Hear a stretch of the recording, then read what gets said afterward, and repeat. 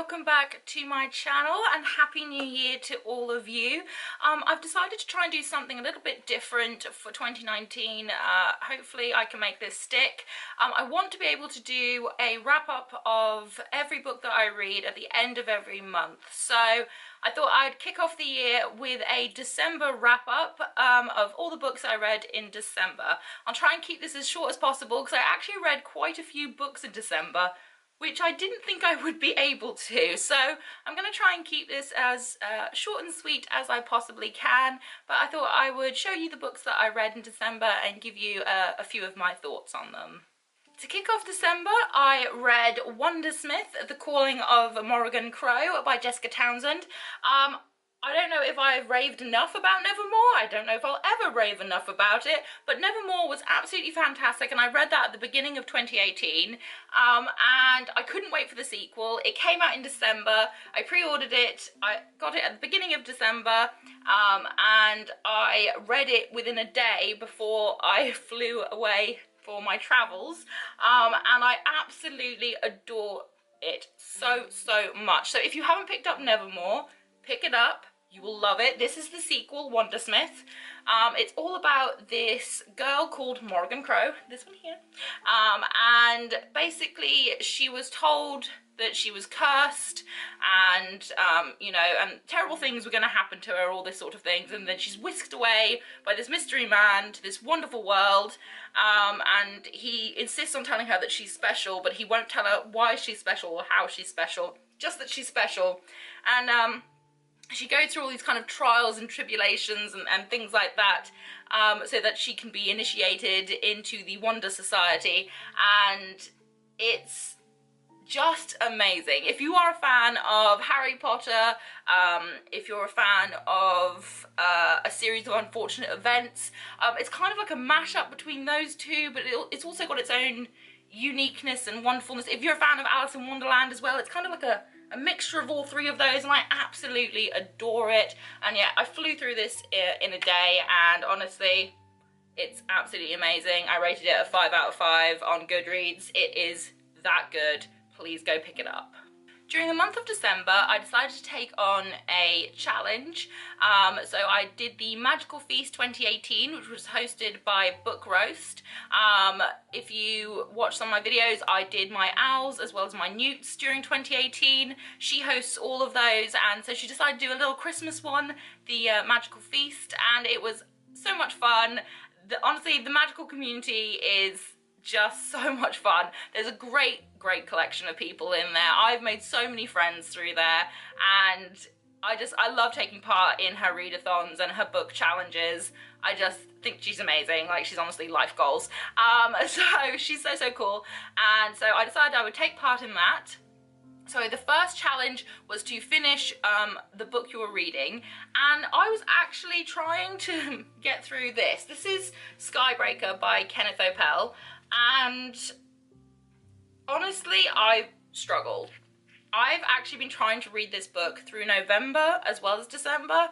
I was struggling with it so much. The main character was just irritating to me. I didn't like him. He was annoying. I would have much preferred there to be a lot more about the other characters than I would him. He was tiresome. But with the prompt being finish like a book that you're currently reading, it was one of the ones that I was currently reading. I don't usually read books concurrently. I usually just try and read one book at a time, but I was all kind of like, couldn't do it. So I kept leaving it and finding other books that I liked and reading them. But I thought to myself, you know what, if there's ever an opportunity to push myself through this book, now is the time. So I pushed myself through this book. I didn't really enjoy it. I gave it a 3 out of 5 on Goodreads. I wanted to enjoy it because I love anything to do with kind of old-time air travel, you know, like hot air balloons and blimps and stuff like that. I love that. I love the whole idea. I would love to have gone in a blimp. It just wasn't doing it for me. It just wasn't. It is apparently a second book in a series, which I only found out after I started reading the first 2 chapters, so that's possibly the reason why I didn't enjoy it. Maybe I would if you know, there was, if I'd read the first one, maybe I would have enjoyed this one, but the main character is just terrible. So I only rated this 3 out of 5. The story and the kind of premise of the story is very exciting. I love swashbuckling. I love going off and finding lost treasures. I just didn't love the main character. He was irritating. So 3 out of 5 from me. The next prompt for the Magical Feast was to read a book with gold on the cover, and so I chose the Summoners Handbook by Taran Mataru. I picked this up whilst I was on my travels. I'll leave the link to my holiday book haul down below, but I went and picked this up, so I was like, ooh, how fortuitous, it has gold on the cover, and I flew through this. This is absolutely delightful. I have raved about the Summoners series so much on my channel, so this was an instant 5 out of 5 for me. The next prompt was to read a book that you could finish in one day, so I decided to pick up a graphic novel. This is Legend, the graphic novel, which is inspired by the best-selling trilogy by Marie Lu, and I loved it. Again, it took me half an hour and I was finished and done, and it was awesome. So yeah, I really enjoyed this, and I need to pick up the trilogy, I think, by Marie Lu, because I feel like this is something I would really, really enjoy.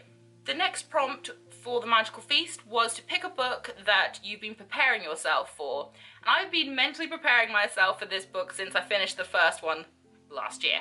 So when I got my hands on it, I couldn't quite bring myself to read it. I really, really wanted to, but then I knew that it was going to hurt me. Like, I knew it was going to break me a little. So this is The Heart Forger by Rin Chupeco. This is the second book in the Bone Witch trilogy. Oh, what can I say about it? It's beautiful. It made me cry. I don't cry. People who know me know I don't cry. Like, I was literally at my best friend's wedding in December and everyone's sobbing and everyone just looks at me like, you are soulless. How are you not crying? This is a beautiful moment. I was like, I'm crying internally. This is wonderful. I'm very happy.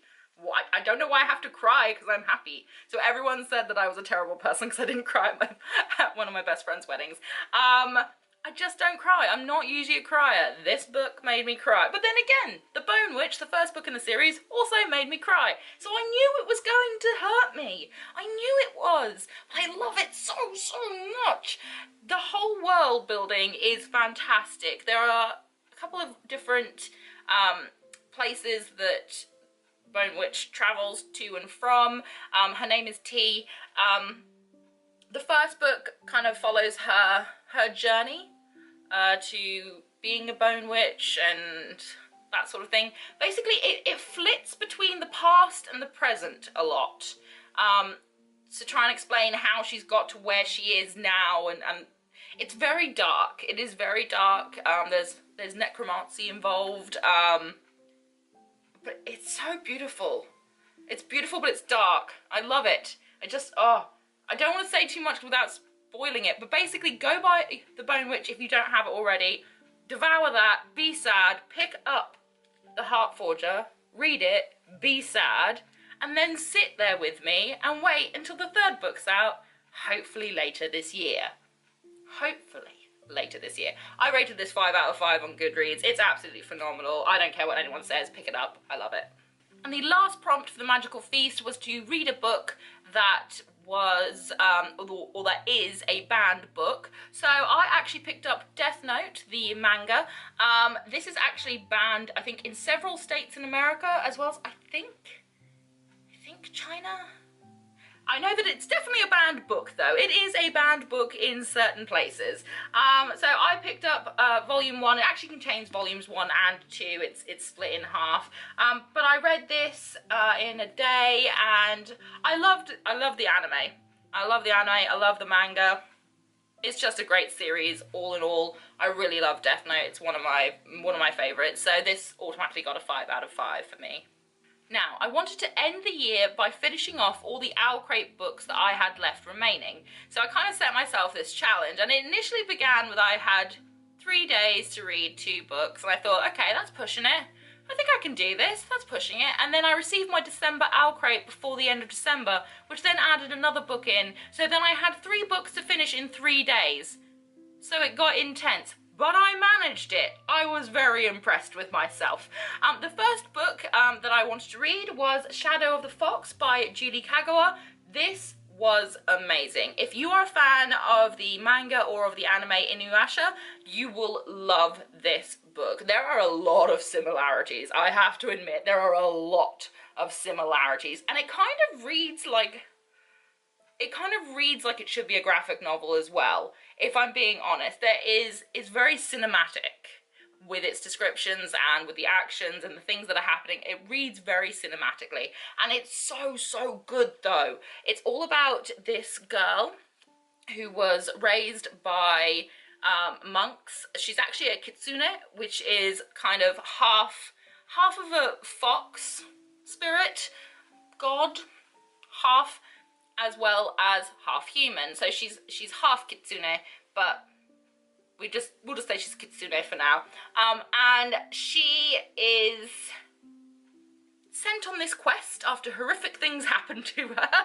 And she meets this assassin, and they kind of collect people as they go along their journey until they're a band of people going to take on kind of, you know, world-altering things. This is definitely book one in a series. It leaves in a very heartbreaking sense. Again, I don't want to say too much because I don't want to spoil it, but if you are a fan of kind of Japanese history, Japanese lore, if you love anime, if you love manga, if you love anything to do with Japan, please pick this up. This is an absolute gem. I knew I was going to like it anyway. I was pretty convinced I was going to like it, and then I couldn't put it down. It was so good. I finished it, I think, in about 6 hours. It was just so good. I loved it so much. So definitely pick it up. I rated it 5 out of 5 on Goodreads. It's so good. Shadow of the Fox. Next up is another heartbreaking story. This is Girls of Paper and Fire by Natasha Nyan. Again, I'm probably saying her last name wrong. I feel horrible for it. Somebody tell me how to pronounce her. I should just tweet her, but then I don't want to be one of those people that just tweets authors going, hey, how do you pronounce your last name? Because I feel like an arsehole saying it wrong. But that's how I feel. So, Girls of Paper and Fire. We've moved from Japan and we're moving into Malaysia. It's all very heartbreaking. This has such a like a deeper meaning to the whole story.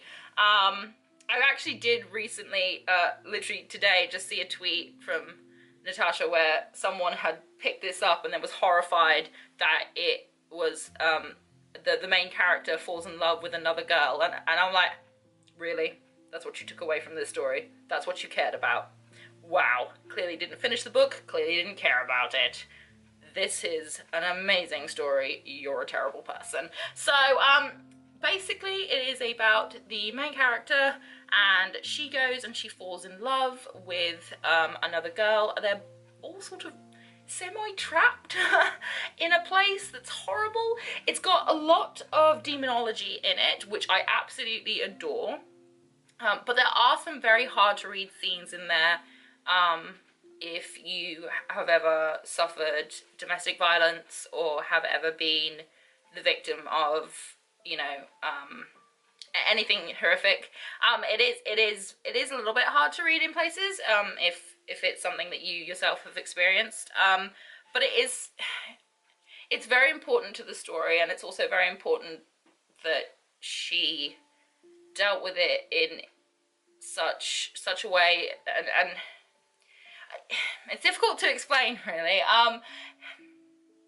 Basically, it needed to be put in there, I feel, for the character's development. She's put it in there, and she's done a lot of work to make it. It's not hugely graphic. It's not one of those things where you know, it's hugely graphic. It's not, but it's done in a way that you know what's happened, and you know, it is a very sad story. It is a sad story. But it is also very empowering as well, I feel, especially near the end. It is very empowering, and yeah, I don't know, it's just a beautiful story. It's dark, it is very heartbreaking, but it is very relatable, and I don't know, I adored it, absolutely adored it. If you know, if you want a very compelling story to start 2019, pick up Girls of Paper and Fire, because I loved it. I loved it. 5 out of 5 on Goodreads. And the last book for 2018 and the last remaining owl crate that I had left to read was Amber and Dusk by Lyra Celine.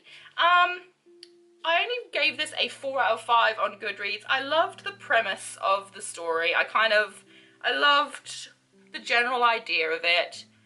The main character, however, I don't know, at times, most of the time she irritated me. She's a very entitled character, which is strange for someone who's come from such a poor background initially. I don't want to give too much away because there are a lot of secrets. There's a lot of secrets, there's a lot of unveilings, there's a lot of mystery in this book. But it's just, I don't know, that main character, I couldn't even get behind her. I couldn't root for her. And that was a problem for me. I want to be able to root for my characters. Be them evil or good, I want to be able to root for them. And I couldn't root for her. I don't know what it is about her that makes her really unrelatable to me. I just couldn't get behind her.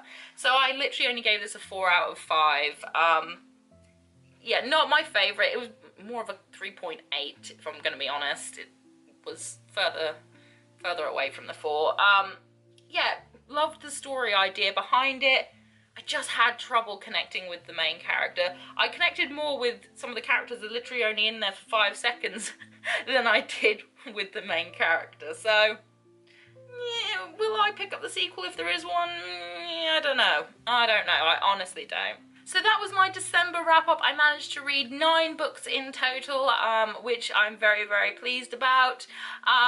I'm hoping to read at least 6 books in January. I'm not sure if I'll manage it or not, but I'm hoping to at least get 6 books. That's what I'm hoping for.